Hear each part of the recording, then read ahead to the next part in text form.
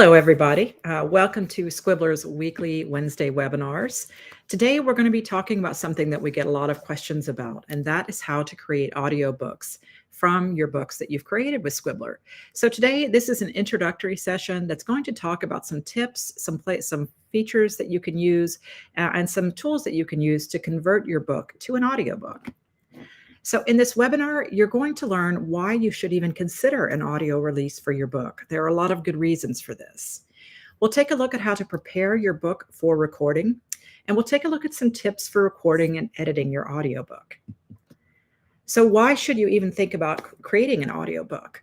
Because if you haven't considered making one, you're missing a huge part of your audience. And here are some things to consider. There is a growing market and demand for audiobooks. The industry is booming. According to the Audio Publishers Association, audiobook sales are being increasing year after year. More readers are choosing audiobooks because we have busy lifestyles, and this allows us to read while we're driving, we're exercising, multitasking, and even while we're working. So according to the APA, audio sales reached 1.8 billion in 2002, and this was a 25% increase in the last 5 years. The market is projected to grow even further. An Edison research study from 2002 found that over half of Americans aged 12 and above have listened to audiobooks, and that's up from 45% in 2019. 57% of the audiobook listeners are under age 45. So this is a great market for reaching your younger authors if you're writing for younger readers. Platforms like Audible and Spotify and Apple Books are seeing more users opt for audiobooks alongside or instead of ebooks. So in other words, they'll buy both the written book and in text and get the audiobook. And I am one of those strange people that does that as well. So why else should you consider creating an audiobook? This adds an additional revenue stream to your money that you could make from your book. Audiobooks are going to allow you to diversify your income beyond just ebooks and print books. And many platforms like Audible, Findaway Voices, Google Play offer royalty models that are going to let you earn a passive income in the same way that Amazon KDP, Google Books, Barnes & Noble, and so forth allow you to. Some audiobook listeners are willing to pay more for audio versions than for ebooks as well. You can also reach different audiences with an audiobook. Some readers really prefer listening over reading. And these are people like commuters who are in their cars for long distances, busy parents, and people with visual impairments or dyslexia. So you're reaching a whole new audience. Audiobooks can also expand your reach to global audiences who might not be able to buy your ebook or print book. There's also a competitive advantage if you use audiobooks. Many self-published authors focus only on ebooks and print. That's all they're focused on. So they don't offer audiobooks, and offering an audiobook could set you apart from this crowded market. Having an audiobook also enhances your professional image and helps you to build a stronger author brand. There's another reason to consider doing this, that you don't really need a big budget these days to create an audiobook. There are affordable microphones and free software like Audacity, which works with PCs and with Macs, or GarageBand, which is already installed on most Macs. You can record your book yourself with both of these tools.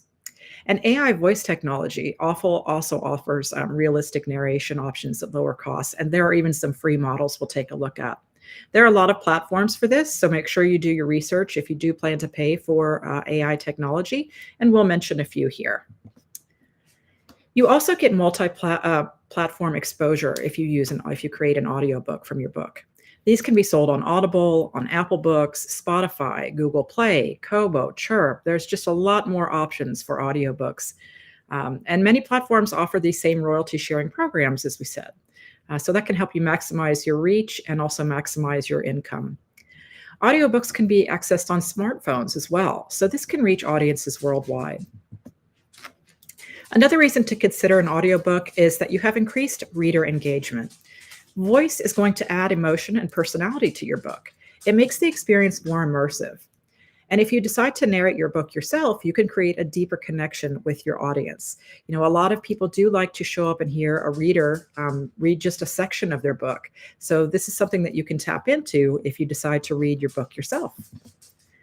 Audiobooks can also boost ebook and print sales, because many listeners do buy both options. They'll buy the audiobook and the ebook because they might want a seamless reading experience. And you can actually get this with something like WhisperSync on Amazon. You can read a book, and then if you decide you want to listen to it on your commute, it'll pick up on the spot where you stopped reading. If someone discovers your book in audio format, they might check out your other formats as well. So here are some authors who do use and have successfully used audiobook in the indie publishing industry. Joanna Penn from the Creative Pen is a successful self-published author and entrepreneur, and she says audiobooks now account for 30% of her book income. She sells through ACX, Findaway Voices, and direct sales.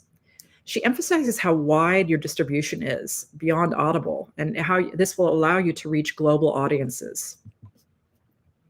Michael Larone, who is a sci-fi and fantasy indie author, started recording his own audiobooks and now earns a passive income every month as well, and he doesn't hire a narrator. His strategy is do-it-yourself recording using Audacity, which again, you can use for PCs and for Macs. It's a free software you can download. And he has a $100 microphone. And this proves that you don't have to have a big budget to create a high-quality audiobook. Lindsay Buerker is also a fantasy and sci-fi author. She first self-published an ebook format, and she later produced some audiobooks and found that a lot of her fans preferred audio over text. Her books have gained a wider audience through Chirp, which is an audiobook platform, and this has boosted her overall sales as well. There are some AI reading tools if you are not comfortable with reading and recording your own voice. So if you don't mind a robotic sounding voice, text-to-speech tools can convert text-to-speech. And these are just a few that you can look into. Google does have text-to-speech. It's built into Google Docs. Balaboka is for Windows. You could try that one. Natural Reader is an extension. I've talked about this in our extensions webinar, and I really am fond of Natural Reader. And it has a free plan with basic voices as well. You can also use Speech Central for Mac and Windows. There are a few basic tools you're going to need if you do decide to record on your own. You are going to need a microphone. You don't have to spring for a really expensive one, and you can use your computer's microphone, but you're going to get much better audio capture with a microphone, and it doesn't have to be a costly one. Headphones are also very useful. This, again, is not a necessity, but blocking out background noise as you record is going to result in more focus on your part. And you are going to need some editing tools. So something like Audacity, Reaper, GarageBand, which is free if you have a Mac, and Adobe Audition are all really helpful tools for editing once you've gotten your recordings completed. So here's some tips to get you prepared for recording. You do want to make sure that you're in a good recording environment. You want to look for a quiet, controlled space. That's essential for clear narration. For those of you with small children, you're probably going to have to wait until they're asleep. That might be a good time to choose to do that. You do want to choose a quiet room, something that doesn't have background noise from traffic, appliances, or pets. You want to make sure you're reducing the echo and reverb as well. If you can, use soft materials like carpets, curtains, and bookshelves to absorb sound. Recording even in your closet with clothes around can work really well. It's really helpful to have a pop filter or mesh screen. These functions for a microphone reduce the harsh P and B sounds when you're speaking into your microphone. You also want to minimize mouth clicks and breathing noises. So stay hydrated, make sure you have enough water. You want to avoid dairy before recording and use a slight turn of the head when you're breathing. Next, we'll talk about how to prepare your book. You do want to do some things to get ready to read your book. Before you record, do your homework and research the audio requirements for the audio you plan to upload. In other words, if you're going to use Audible, make sure you look at their requirements. If you're going to use Google Play, check out their requirements, make sure you understand them. For Google Play and for Audible, for example, there are several standards. Each chapter has to be a separate audio file. So you'll record each chapter one at a time. All files have to have a 0.5 to 1 second silence at the start and 1 to 5 seconds at the end. So make sure you allow for a little bit of silence at the beginning and at the end of each chapter. Your file should be 192 kpbs and also MP3 format, and your volume should be consistent. And this is another good reason to have a microphone, so you can ensure that your volume is consistent in all of your recordings. Another tip before you're recording, as you're preparing your book, it's also a good idea to listen to some audiobooks for inspiration. Before you finalize your format, listen to some best-selling audiobooks in the same genre you're writing. This is going to help you to understand narration style, pacing, and formatting that works well. And a lot of audiobooks are available on YouTube as well, so you can kind of get an idea of how they sound. And a lot of audiobooks are also have free samples at the beginning of the book, so you can listen to even the beginnings if you can't afford to purchase a whole book. And finally, you can always go to your local library if you have that and check out some audiobooks as well. If you are not interested in recording your own voice, you might consider hiring a narrator. And there are several really good reasons for this. If you don't have good recording equipment, if you're not the right fit for reading your book and you know that you're not the right fit, you might consider hiring someone to narrate it for you. You can find professional narrators on ACX, on Fiverr, on voices.com, and on Upwork. You do want to make sure you check for references and ask them for samples of their work so you can make sure that you're hiring the right person for your book. Some other things to consider before you're recording. You want to make sure that you're converting your book into a narration-friendly script. Your book might read well on paper, but it might not flow naturally when you've spoken, so consider a few adjustments. You want to clarify your chapter and section breaks. So you want to use phrases like chapter 1 and end of chapter to make transitions clear. For nonfiction, insert cues like, now let's dive into, and then guide the listener into your points. If you have really long, complex sentences, you might want to rework those for easy listening. They might need to be shortened or restructured to sound natural when spoken. Another thing to practice is read your manuscript out loud before recording to catch any awkward phrasing that you feel is there, and then you can adjust for that. You also want to create a friendly flow. Break your text into natural reading selections. Don't just dump your entire book in front of you. That's going to be really difficult to break down. Divide the script into smaller chunks, paragraphs, bullet points, whatever it is that's going to help you make your narration more clear.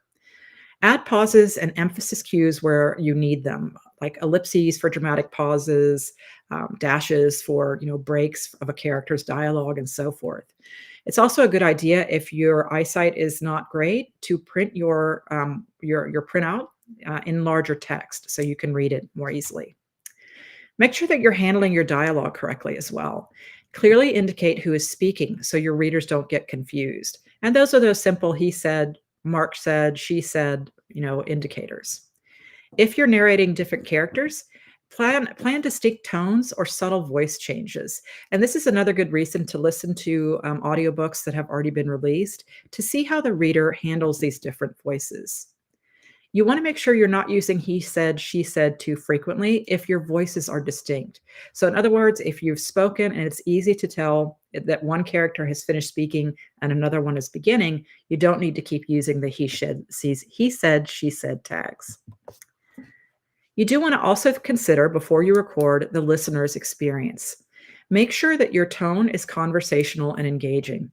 Think about how your words are going to sound to the listener, not just how they're going to read on the page. So if your book is instructional, as we said, adding phrases like, let's talk, think for a moment and reflect on this is going to engage your reader. You're also going to consider an intro and an outro. The introduction should introduce the book title and author. This is book title written by author's name and narrated by the narrator's name. So if you're hiring someone, they should be reading your title, your name, and then their name. If you're going to record your book yourself, you should still mention your name, your author name, and then yourself as the narrator.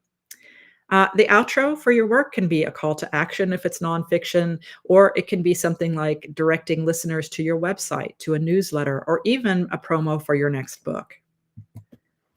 So one important thing to think about is practicing first. After you've prepared all your materials and you're ready to record, you still need to practice. Your voice is your storytelling tool, so use it effectively. It is a good idea to do some vocal exercises to loosen up your voice and to avoid strain because you're going to be speaking for quite a long time. You can find vocal warm-ups on YouTube very easily. You want to speak clearly and naturally. Enunciate words without sounding robotic. And use the right pace. You want to aim for a conversational pace that is not too fast and not too slow. You also want to practice your emotion and inflection. Match the tone of the scene to keep your readers engaged. And use pauses where necessary. Use natural breaks for drama and for clarity. And another tip is if you're narrating multiple characters, you can use subtle pitch or accent variations to differentiate them without much overacting. And you'll see this when you listen to professional audiobook narrators. They will just slightly change the pitches or accent in their readings. So once you're ready, I would recommend recording yourself reading your first chapter. Set it aside for a day and then come back to listen to it. The reason for this is you're going to tune into it on your second day as a critic and not as the author and narrator of your book. Make notes of things that you need to watch out for. Are you reading too quickly? Are you reading too slowly? Is your reading enthusiastic or is it dull? Does the audio quality sound good or not? If any of these things need to be tweaked, you haven't wasted your time by recording more than one chapter. You can fix these problems and then not follow through with them on the other chapters to follow. So now you're ready to record, and we have some recording tips for you. This is going to save you hours in editing. So these are things that you can follow as you're ready to record. You want to make sure that you record in short sections. You don't want to get yourself fatigued, and it's going to be easier to fix mistakes if you record in short spots. If you do make mistakes, use the punch and roll technique. Instead of stopping and re-recording an entire section, pause briefly and just revise and re-say the last sentence you did. You can edit out that mistake. You want to stay consistent. Keep your microphone in the same position. Use the same tone and the same recording setup to avoid inconsistencies. You also want to take breaks. If your voice gets tired, make sure you rest it to avoid hoarseness. It's a good idea to keep a glass of room temperature water nearby, but don't drink ice cold because it's going to tighten your vocal cords. So once you've finished recording and you've got your book ready to go, you're going to want to edit it. So here's some tips for editing. Use free editing software. Audacity is a really good one that you can use that's compatible with Windows and Mac. You can download this just by doing a Google search. If you use Macs, GarageBand are a free application you can use. And it has a seamless editing tools as well. Some things to do in your editing is to remove any background noise. So use noise reduction features that can clean up any hum or hiss that might be in the background. You also want to edit out any mistakes and breathing sounds. So use the silence tools to remove any unwanted noises. You want to normalize and compress your work as well. This is going to even out your volume levels for a professional sound. Make sure, again, you've looked at these at the beginning. Make sure you look again that what you've recorded is going to comply with ACX rules. If you're going to publish on Audible or on Google Play, check that your noise level, your peak levels, and RMS levels are going to meet their standards. You can look up the ACX audio rules very easily with a Google search, and I have the link for you as well here. So once you're finished, you've got your recording, you're excited, you've got your work edited. Now you want to test and get feedback. So listen to your entire book with headphones to catch any errors. Have someone else listen to it for clarity and pacing. This is actually a good treat for someone if they're interested in the genre you're writing. You might want to run a test upload to ensure compatibility with the platforms you're planning to use, like ACX or Findaway or Google Play as well. So once this webinar goes live and it's on our Discord server when we upload it, it's also going to include a free recording checklist. So if you're not on our Discord server, I do recommend it. You're missing out on a lot of additional help and exclusive tools we have for our writing community there. In this webinar, we have reviewed why you should consider an audio release for your book. We've taken a beginner's look at how to prepare your book for recording, and how to record and edit your audiobook as well. I hope you found this helpful. Thank you so much for joining us, and I hope to be able to listen to your audiobook in the near future.